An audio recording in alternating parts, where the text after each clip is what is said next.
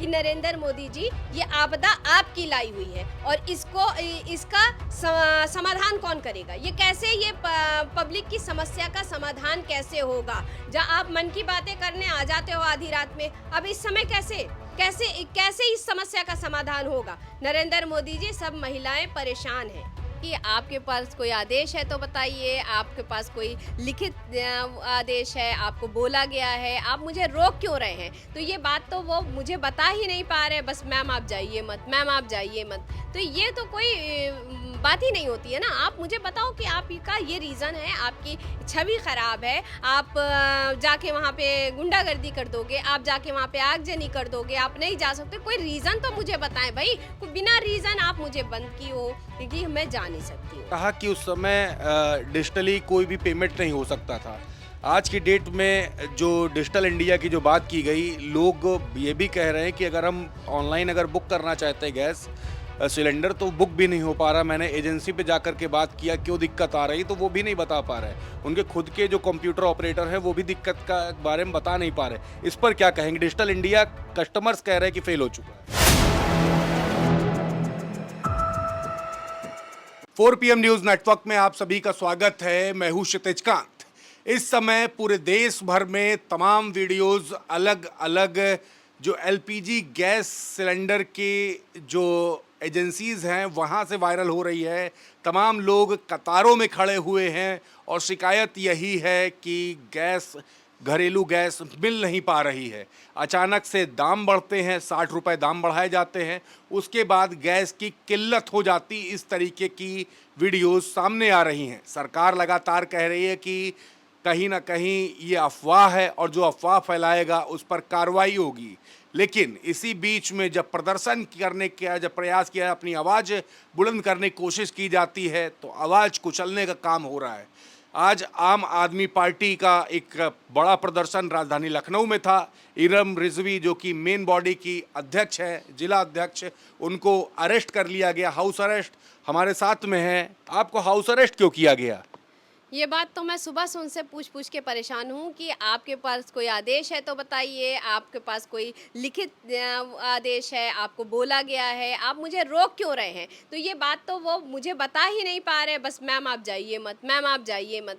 तो ये तो कोई बात ही नहीं होती है ना। आप मुझे बताओ कि आपका ये रीज़न है, आपकी छवि ख़राब है, आप जाके वहाँ पे गुंडागर्दी कर दोगे, आप जाके वहाँ पे आगजनी कर दोगे, आप नहीं जा सकते, कोई रीज़न तो मुझे बताएं भाई। बिना रीज़न आप मुझे बंद की हो, क्योंकि मैं जा नहीं सकती हूँ। ये लोकतांत्रिक व्यवस्था है, कैसे देख रही हैं? आवाज़ बुलंद करना एक तरफ, आपकी आवाज़ ही कुचलने का काम हो रहा है, आगे जाने नहीं दिया जा रहा। तमाम लोग के आपने कहा कि शिकायतें आ रही थी, इस तरीके की दिक्कत हो रही है, वीडियोज़ वायरल हो रही हैं। आप एक पार्टी को रिप्रेजेंट करती हो जिसकी गवर्नमेंट दिल्ली में भी रही है, अभी मौके पर पंजाब में भी है। कैसे देख रही हैं, क्या चल रहा है देश में?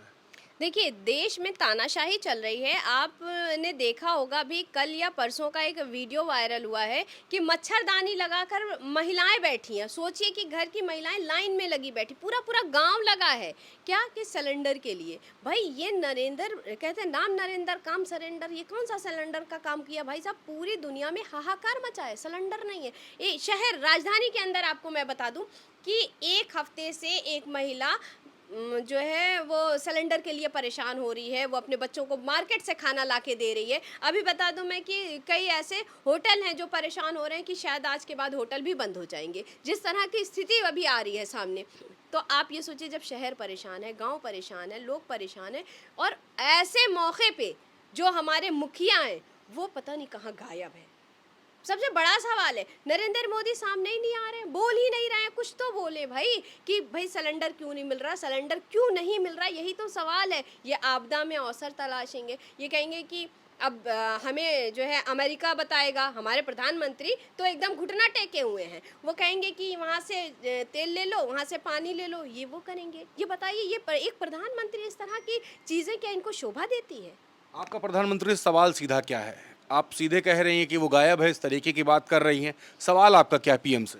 हमारा नरेंद्र मोदी जी से एक ही सवाल है कि नरेंद्र मोदी जी, ये आपदा आपकी लाई हुई है और इसका समाधान कौन करेगा? ये कैसे, ये पब्लिक की समस्या का समाधान कैसे होगा? जहाँ आप मन की बातें करने आ जाते हो आधी रात में, अब इस समय कैसे कैसे कैसे इस समस्या का समाधान होगा? नरेंद्र मोदी जी, सब महिलाएं परेशान हैं। इरम जी, अभी जो वीडियोस वायरल हो रही है उसको लेकर लोग कोरिलेट कर रहे हैं। जब नोटबंदी हुई, लोग कतारों में खड़े हुए। जब कोरोना का समय आया, उस समय लोग सिलेंडर के लिए कतारों में खड़े हुए। अब एक बार फिर से देखा जा रहा है कि गैस के लिए लोग कतारों में खड़े हो रहे हैं। एलपीजी गैस नहीं मिल पा रही। ये कतारों में होने का सिलसिला एक लंबे समय से चलता चला आ रहा है। लोग उस वीडियो को भी ट्रोल कर रहे हैं जिसमें प्रधानमंत्री जी कहते हैं कि मात्र 25 दिन दे दीजिए, 50 दिन दे दीजिए, और 50 दिन बाद जो जनता का फैसला होगा वो फैसला सर्वमान्य होगा। इस तरीके की वीडियो वायरल करके ट्रोल किया जा रहा है इस समय। हाँ, बिल्कुल, नरेंद्र मोदी जी ने तो बहुत सारी चीज़ें बोली थी। आप बता दो, अगर भाई कहीं ये किसने इनसे कहा था कि अपने संबंध आप ईरान से ख़राब कर लो? भाई आपकी तो लड़ाई थी नहीं, आप क्यों गए थे वहाँ लड़ाई में बोलने? आप ईरान के साइड खड़े भी नहीं हो पा रहे हो, बोल भी नहीं पा रहे हो। एक लीडर मारे गए हैं, एक लीडर की शहादत हुई है। आपने ऐसा मौन धारण किया, ऐसा मौन धारण किया, लगा कुछ हुआ ही नहीं, आपको कुछ पता ही नहीं है, आप कुंभकर्ण बन गए हो, सोए जा रहे हो, सोए जा रहे हो, उठ ही नहीं रहे हो। भाई ये जो आपदा आज आई है, ये लाने वाले नरेंद्र मोदी हैं। और जहाँ तक बात नोटबंदी, कभी कहेंगे नोट बंद कर दो, काला धन लाने लगते हैं। इनका तो इनकी बचकानी हरकतें ही नहीं खत्म हो रही हैं। कभी कहेंगे नोटबंदी, नोट बंद कर दो, 500 का नोट चला दो, कभी कहेंगे 1000 का नोट बंद कर दो, फिर 500 का चला दो। ये क्या तमाशा है? 2000 का नोट चला दो। भाई अब कभी सिलेंडर में आदमी खड़ा है, कभी नोट के कतार में खड़ा है, पुराना नोट बदल रहा है, नया नोट ले रहा है। ये कि इसका वो समझते हैं कि कोई अस्पताल में होगा। आपको मैं एक सच्ची घटना बताऊं, मैं दूसरे कहीं नहीं जा रही, मैं अपनी बताऊं आपको कि जब ये नोटबंदी थी उस समय हमारे पति थे और हम उनको लेकर उनका इलाज चलता था बॉम्बे का। मैं वहाँ गई, रास्ते में थी। आपको पता है, जैसे ही लखनऊ से हम लोग अभी चले थे, बाराबंकी पहुँचे, उसके बाद एकदम से ट्रेन में सब कुछ बिकना बंद हो गया। पता क्या चला कि ऐसा सन्नाटा क्यों हुआ? फ़ोन आया कि नोट बंद हो गई है। 1000 रुपए का नोट और 500 रुपए का जो नोट था वो बंद हो गया। मतलब इसको और आपने खुद से फेस किया ये है? मैंने खुद फेस किया और आज आपके चैनल पे ये बताऊंगी कि ये दर्द क्या होता है। अब आप सोचिए कि मेरे पास वही नोट था 500 और 1000 का।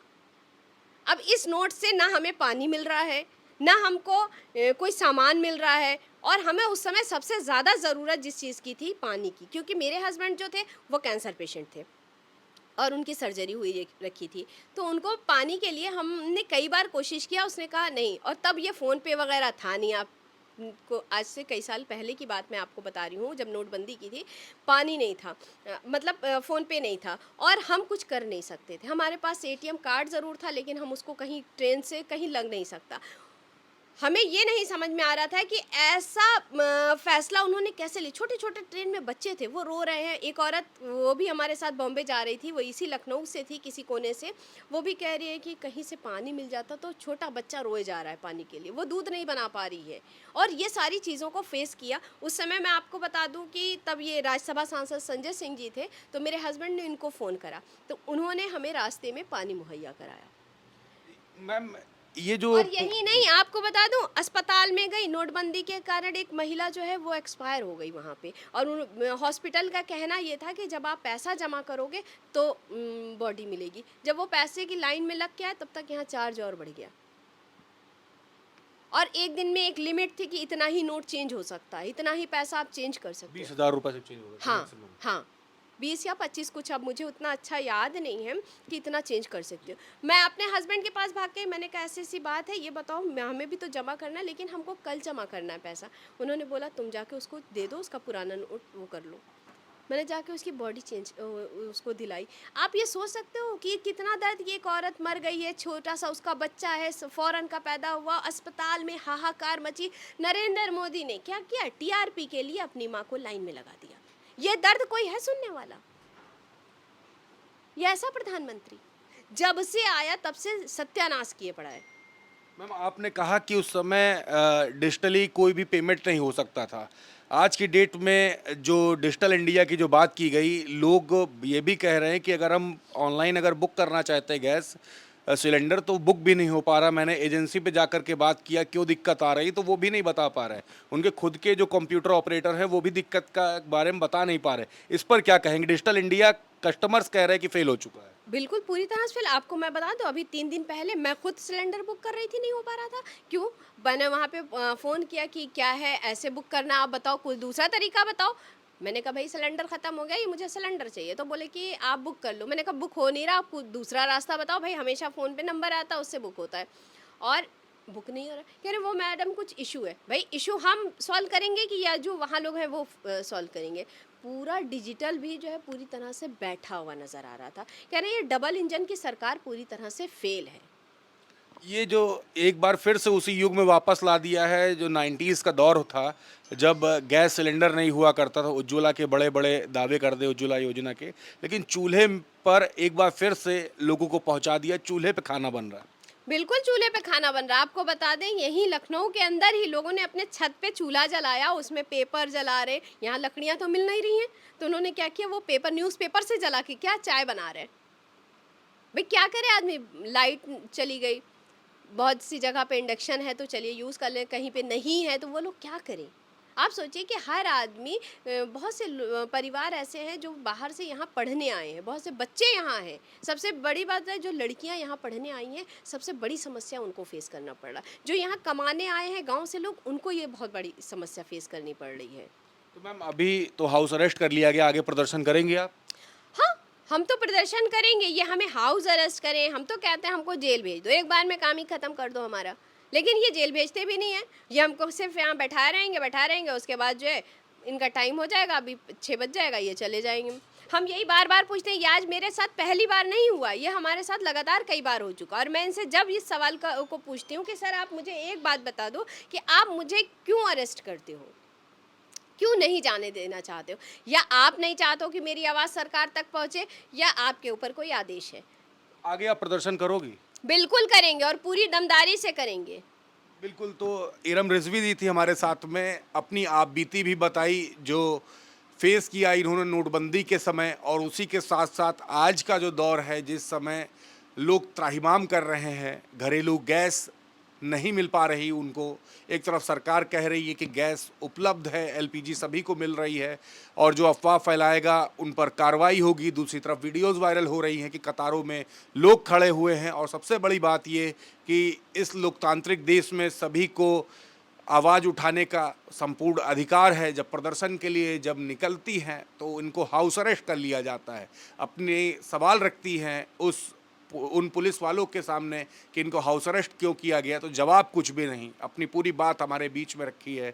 इस रिपोर्ट पर आपकी क्या राय है, कमेंट बॉक्स में लिखें और जुड़े रहे 4 PM न्यूज़ नेटवर्क के साथ। मैं हूं क्षितिज कांत, कैमरा पर्सन शुभम के साथ 4 PM न्यूज़ नेटवर्क के लिए। धन्यवाद।